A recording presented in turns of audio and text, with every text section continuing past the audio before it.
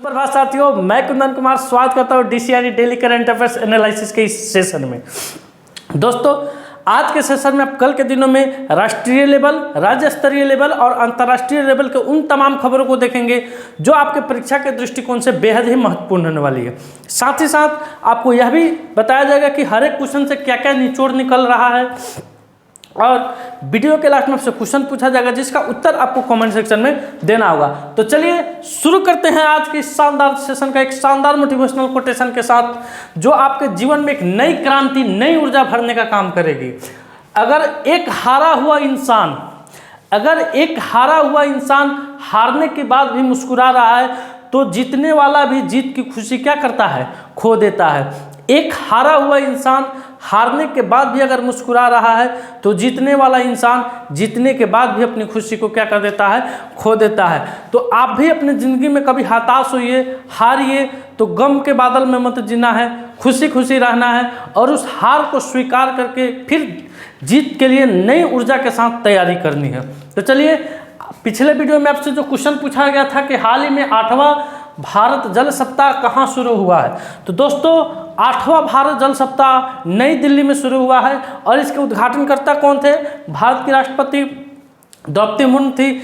इसमें 40 देशों के लगभग 200 प्रतिनिधि इसमें क्या ले रहे हैं, पार्टिसिपेट कर रहे हैं। और ये चर्चा जो जल सप्ताह शुरू हुआ है किस मुद्दे पर हुआ है, तो जल के मुद्दे पर शुरू हुआ है। दोस्तों अब आते हैं आज का क्वेश्चन और आज का क्वेश्चन है पहला कि हाल ही में किस राज्य में पितृपक्ष मेला शुरू हुआ है। दोस्तों पितृपक्ष मेला बिहार गया जिला में शुरू हुआ है। कहाँ हुआ है? बिहार के गया जिला में शुरू हुआ है और यह 13 दिनों तक 15 दिन तक 13 दिन तक चलने वाला पितरों को दान दिया जाता है। इसमें पितरों को पानी दिया जाता है। जो पूर्वज आपके मर गए हैं, गुजर गए हैं, उनको क्या किया जाता है, पानी दिया जाता है और उनके लिए विशेष पूजा अर्चना की जाती है। तो ये बिहार के गया जिले में इसको शुरू किया गया है। दोस्तों यह 13 दिनों तक चलता है। कितने दिनों तक? 13 दिनों तक चलता है।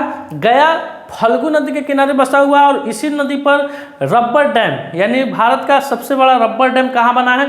फल्गु नदी पे ही बना है। दोस्तों तो इसका उत्तर क्या हो जाएगा? ऑप्शन नंबर 1 बिहार हो जाएगा। दोस्तों अब बिहार की बात आ रही है तो आइए जरा बिहार का वन लाइनर क्वेश्चन आपको पढ़ा देते हैं।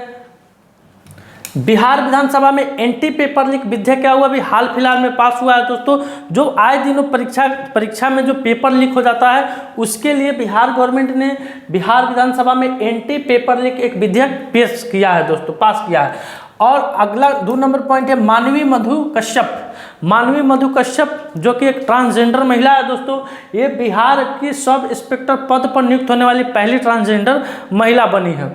इसके बाद आते हैं दुनिया के सबसे बड़े रामायण मंदिर के निर्माण का दूसरा चरण बिहार के चंपारण में शुरू हुआ है। ये अंकोर वाट कंबोडिया, कल के क्लास में आपको बताया था, अंकोर वाट कंबोडिया के मंदिर के तर्ज पर इस मंदिर को बनाया जा रहा है और इस मंदिर की जो कुल लागत है 500 करोड़ है और यह 2025 के अंत तक इसके बन जाने की संभावना है।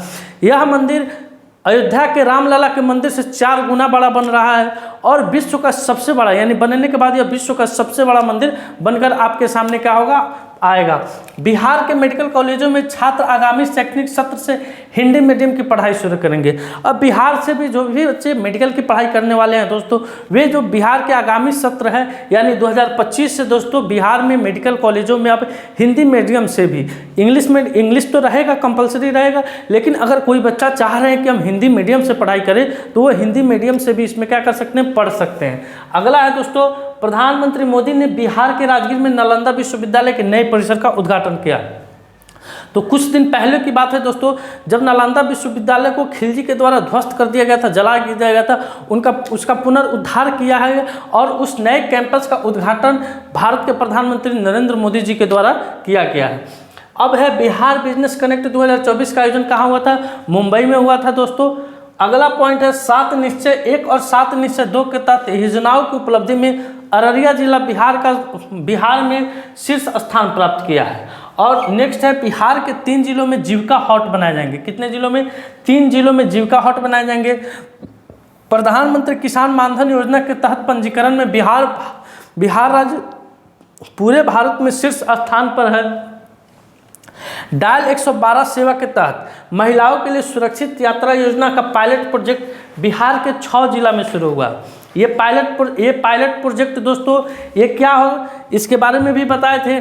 तो इसमें अगर कोई महिला यात्रा कर रही है तो 112 पे डायल करके अपनी यात्रा को पंजीकृत करा सकती है। पंजीकृत कराने के बाद हर एक 15 मिनट पर उनसे बात किया जाएगा और उनकी यात्रा को ट्रैकिंग किया जाएगा। इनको ट्रैक किया जाएगा कि वो अपने गंतव्य पर सही स्थान पर पहुंच रही है कि नहीं पहुंच रही है। अब आइए अगले क्वेश्चन पर पढ़ते हैं। अगला क्वेश्चन आपकी स्क्रीन पे आ रहा है।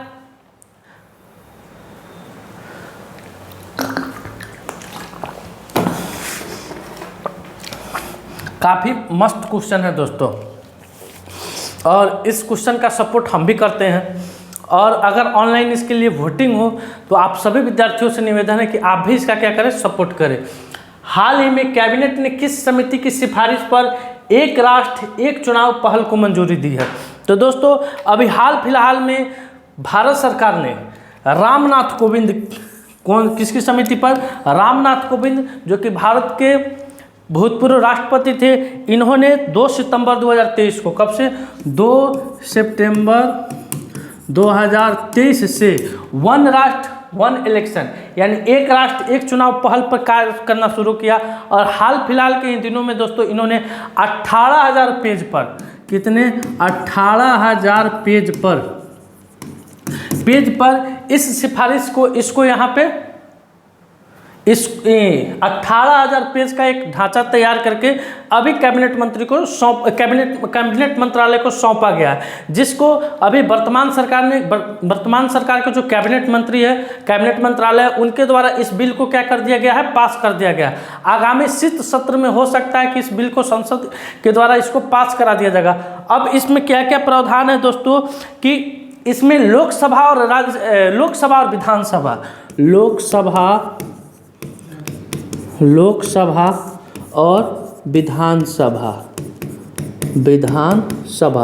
इस दोनों का चुनाव, इसमें दो फैक्ट बताए गए हैं। एक पहला फैक्ट में है लोकसभा और विधानसभा इस दोनों का चुनाव एक बार हो और 100 दिन, विदिन 100 दिन के भीतर दोस्तों, विदिन 100 दिन के भीतर जो जिला निकाय का चुनाव होता है, पंचायत निकाय का चुनाव होता है, किसका? जिला निकाय और पंचायत निकाय का चुनाव होता है, उसको एक साथ कराया दिया जाए। यहाँ देखिएगा दोस्तों, हर एक 2 महीना 3 महीना पर चुनाव होते रहते हैं। अभी जम्मू कश्मीर में हो रहे हैं, हरियाणा में होने वाले हैं, कुछ दिन के बाद आपको झारखंड में होने वाला है, महाराष्ट्र में होने वाला है, फिर गुजरात में होने वाला है, फिर पश्चिम बंगाल में होने वाला है। यानी समझिए कि इसमें बहुत सारा पैसा खर्च होता है केंद्र सरकार का, इलेक्शन विभाग का, और उसका बोझ कहीं ना कहीं हम सभी पर आता है दोस्तों। तो अभी केंद्र सरकार के सिफारिश पर दोस्तों लोकसभा और विधानसभा का जो चुनाव है, इसको एक साथ कराने के लिए कैबिनेट के द्वारा इस प्रस्ताव को पास कर दिया गया है। भगवान करे कि सांसद से प्रस्ताव राज्यसभा और लोकसभा दोनों से पास हो जाए, उसके बाद राष्ट्रपति का इस पर हस्ताक्षर होकर यह कानून का रूप ले ले। अगर ऐसा होता है दोस्तों तो आपका हो सके लोकसभा का चुनाव 2025 में भी हो सकता है या 2026 में भी हो सकता है। तो उस समय जो लोकसभा का चुनाव होगा, पूरे देश में लोकसभा का चुनाव और पूरे देश में विधानसभा का चुनाव एक साथ कराया जाएगा दोस्तों। अब आइए अगले क्वेश्चन पर चलते हैं। अगला क्वेश्चन आपकी स्क्रीन पे आ रहा है। चौथे वैश्विक अक्षय ऊर्जा सम्मेलन में कौन सा राज्य सर्वाधिक पुरस्कार जीते हैं?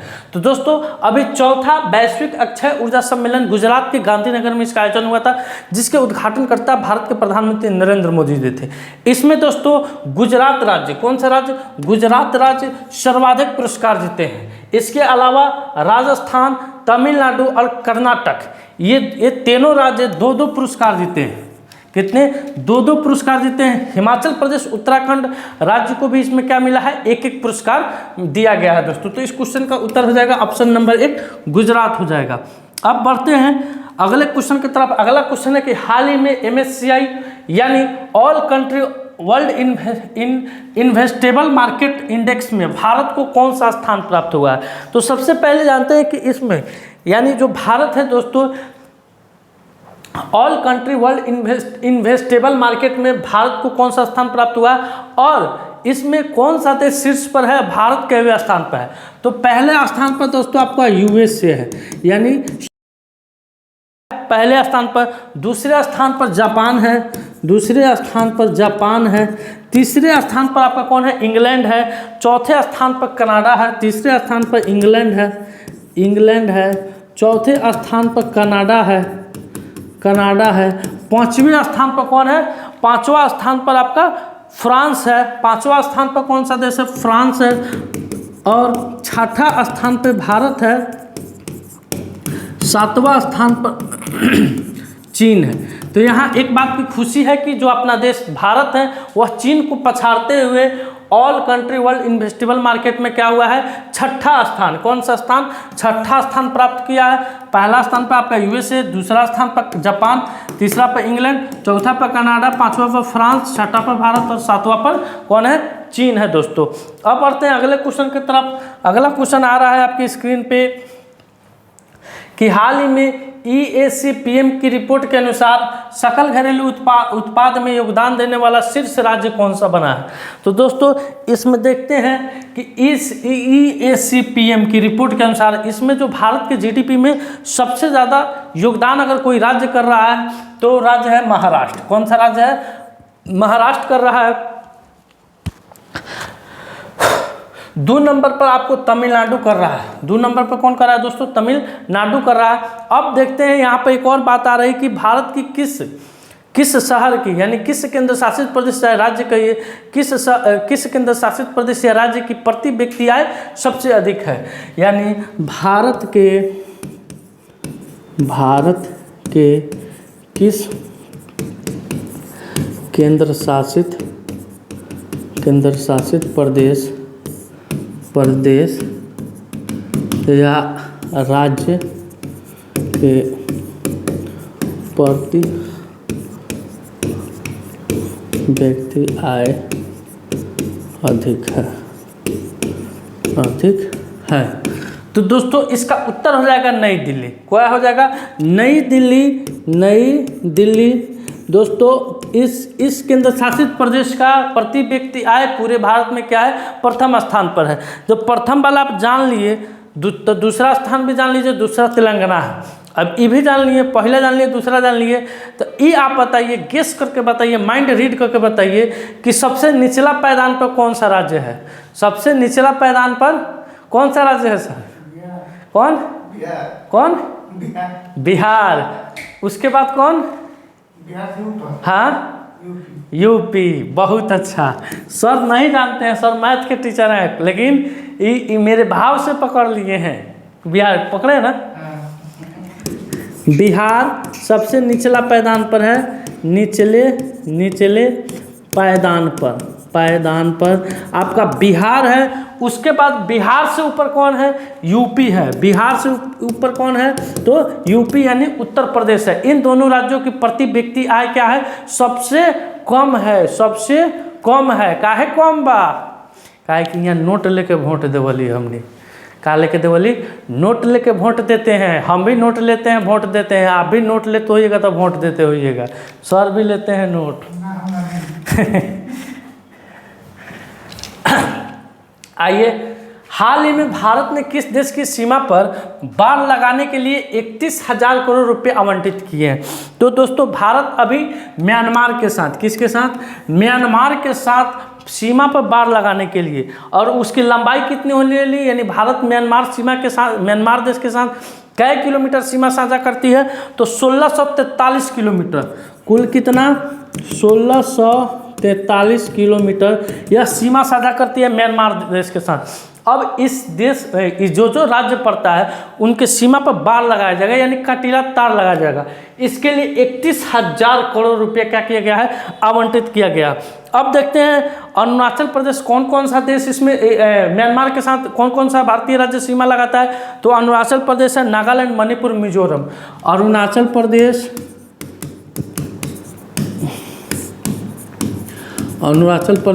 नागालैंड,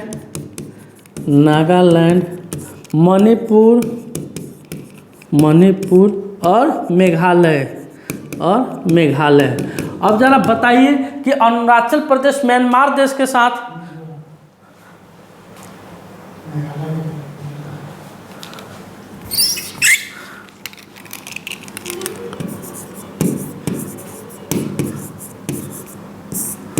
अब आप ये बताइए कि अरुणाचल प्रदेश म्यांमार देश के साथ कै किलोमीटर सीमा साझा करती है? ओहो, माफ कीजिएगा, मिजोरम।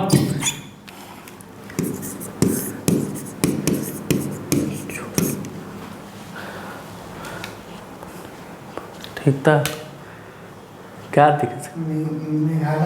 अच्छा, अरुणाचल प्रदेश किस देश के अरुणाचल प्रदेश म्यांमार देश के साथ क्या किलोमीटर सीमा साझा करती है? साथ ही साथ देखेंगे कि नागालैंड ये कितना किलोमीटर सीमा साझा कर रहा है?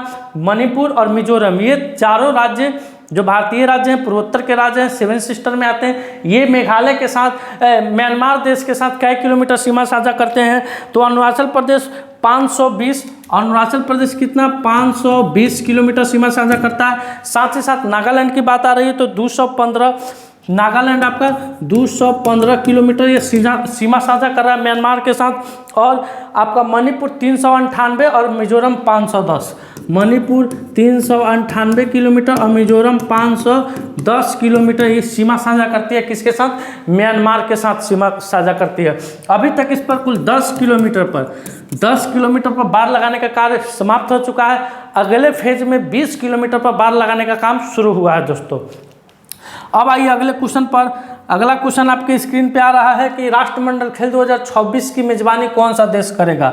तो दोस्तों राष्ट्रमंडल खेल 2026 की मेजबानी, इसमें आर्थिक स्थिति के चलते ऑस्ट्रेलिया इसमें से क्या हुआ है, निकल गया है दोस्तों, बाहर हो गया है राष्ट्रमंडल खेल से। तो अब इसकी मेजबानी स्कॉटलैंड करेगा। कौन सा देश करेगा?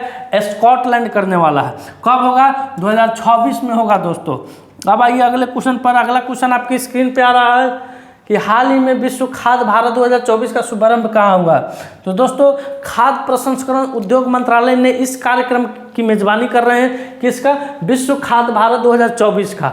इसमें 90 से अधिक देश और 26 भारतीय राज्य और केंद्र शासित प्रदेश तथा 18 केंद्रीय मंत्रालय इसमें क्या कर रहे हैं? पार्टिसिपेट कर रहे हैं। साथ ही साथ इस कार्यक्रम में खाद्य प्रसंस्करण, प्रौद्योगिक नवाचार और स्थिरता में प्रगति पर प्रकाश डाला जाएगा। अब आपको यह बताना है कि अभी वर्तमान में भारत के खाद्य एवं प्रसंस्करण मंत्रालय किनके जिम्मा में है, यानी उसके मंत्री कौन है दोस्तों? तो रामविलास पासवान के सुपुत्र चिराग पासवान जी इसके क्या है मंत्री हैं। तो इसका आयोजन कहाँ किया जा रहा है विश्व खाद्य भारत 2024 का? तो नई दिल्ली में किया जा रहा है। अगला क्वेश्चन आपके स्क्रीन पे आ रहा है दोस्तों कि हाल ही में कौन सा देश जल्द ही अपना कार्बन बाजार शुरू करने की घोषणा की है? तो दोस्तों भारत, इंडिया बहुत जल्द अपना कार्बन बाजार शुरू करने की घोषणा की है दोस्तों। अब आइए अगले क्वेश्चन पर। अगला क्वेश्चन है आपकी स्क्रीन पर, भारत से संबंधित कुछ फैक्ट है दोस्तों।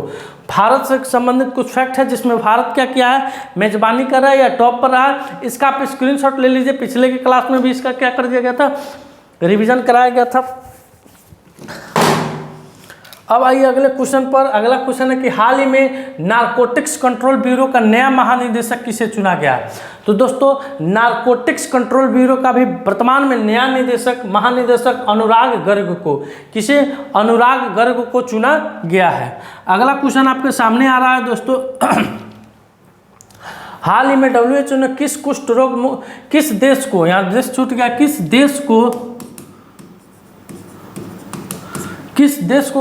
देश को कुष्ठ रोग मुक्त होने वाला दुनिया का पहला देश घोषित किया है? जॉर्डन, ओमान, फिलिस्तीन, इराक। तो दोस्तों WHO वर्ल्ड हेल्थ ऑर्गेनाइजेशन के द्वारा जॉर्डन को, किसको? जॉर्डन को कुष्ठ रोग से मुक्त होने वाला दुनिया का पहला देश क्या किया गया है?